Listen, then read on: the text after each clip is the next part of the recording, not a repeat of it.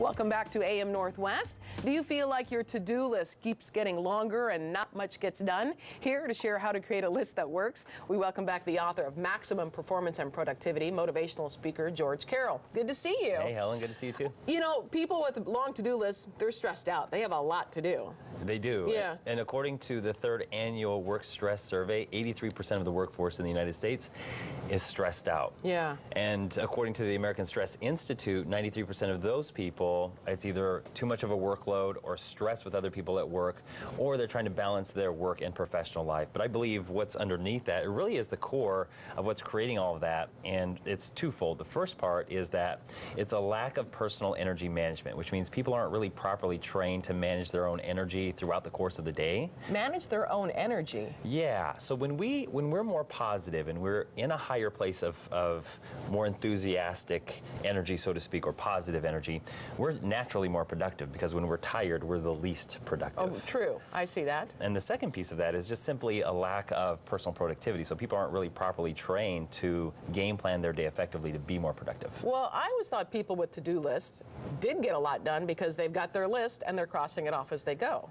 Every now and again, I find a person that to-do lists work great. Yeah. But for a lot of people, what happens is they'll set a to-do list of 5 things to do, and by the end of the day, they have 10 or 15 things on their to-do list because things have added on their to-do list. Oh, right, because one project takes 3 more. Exactly. Yeah, it's not just one thing. It's a lot of things involved. So what do you suggest we do then? You got to prioritize. So the first thing I recommend people do is you got to prioritize. So instead of just making a list of things to do, what I recommend is figuring out what is the one thing out of those 5 that is the most important and most urgent for you to focus on at the beginning of the day when we have the most energy. Oh, okay. Yeah, so people with a to-do list, and that's what we're taught, is productivity is having a to-do list, and by the end of the day, you cross off all the things on your to-do list, Right. and you feel accomplished.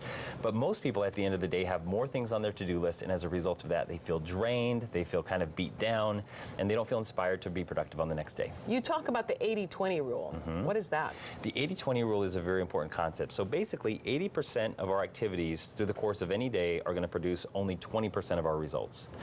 And conversely, 20% of our activities will produce fully 80% of our results. So when I work with teams and organizations, the first thing that I want to help them get clear on is what's the 20% for you, and then the key is to then calendarize it and treat it like any other important meeting that you would. Okay, so you've got your priorities at the top, and from there, where do we go?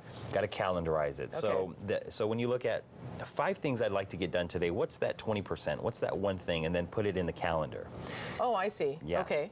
And then, procrastination is also a big thing, is why people are stressed out. And the reason why we procrastinate... Oh, I do that. You procrastinate too? Yeah, I do.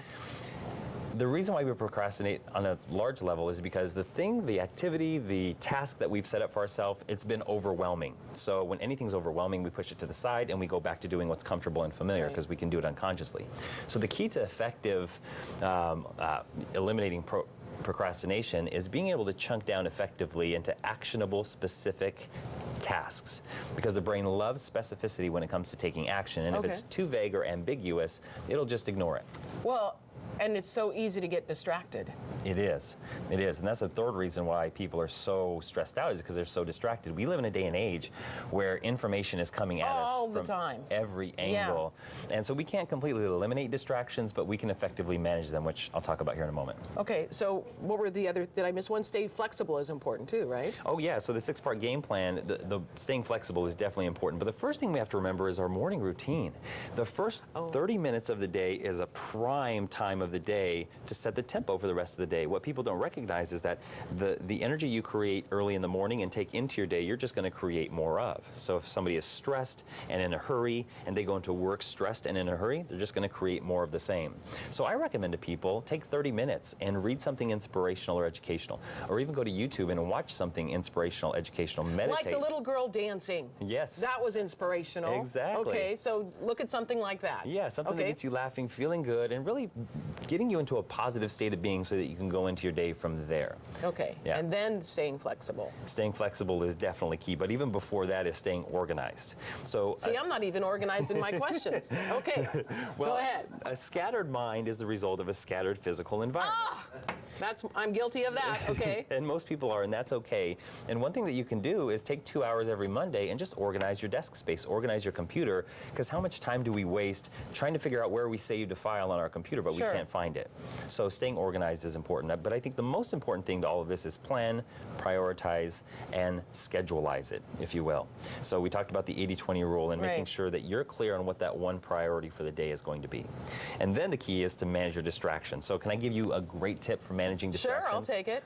All right, so we have notifications on our phones. We have notifications through emails. The top 5 distractions that we see in the workplace are email, social media, internet, our cell phone, and other people. Guilty, guilty, guilty, guilty. Yeah. Oh, yeah. And the best way to help eliminate and manage those distractions is to shut off all of your notifications on your phone and in your email. I know, that's a tough one. That little ding makes me turn around. You know, there's actually a thing called FOMO, fear of missing out. Totally. And I'm sure somebody, some pharmaceutical company out there is creating a pill for it.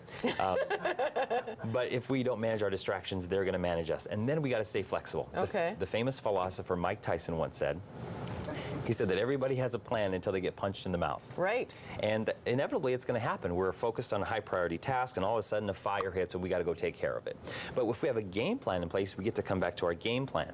Most people don't have any kind of game plan in place, so they come back and they just focus on the quick and easy tasks that they can do. And here's the secret about that is that our brain loves completion. So every time we cross off something on our to-do list, we like that. Our brain releases a little bit of dopamine, which is a pleasure chemical. And so people just get addicted to the easy tasks, but they don't get any real work done. All right, and thank you very much. We'll tell folks again, your book is titled Maximum Performance and Productivity. George Carroll, thank you. A lot of fun.